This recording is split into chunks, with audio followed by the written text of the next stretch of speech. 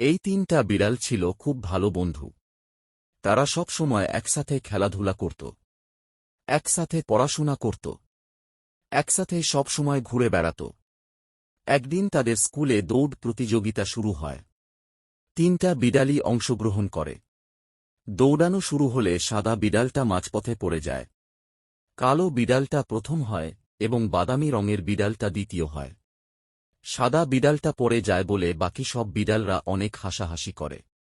সে অনেক মন খারাপ করে এবং তার বাবাকে সব বলে।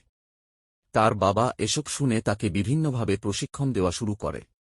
খুব ভালোভাবে সাদা বিড়ালটা দৌড় প্র্যাকটিস করে। কখনো তার পোষা ডগির সাথে, কখনো মেশিনে সে প্র্যাকটিস করতে থাকে। এইভাবে সে নিয়মিত করতে থাকে। কয়েক মাস পর তাদের স্কুলে আবার দৌড় প্রতিযোগিতা শুরু হয় এবং সাদা বিড়ালটা তাতে প্রথম হয়। সবাই তখন তাকে অনেক প্রশংসা করে। কিন্তু সে তখন বুঝতে পারে সে যখন খেলায় হেরে গেছিল তার খুব কাছের বন্ধুরা তাকে তাচ্ছিল্য করেছিল।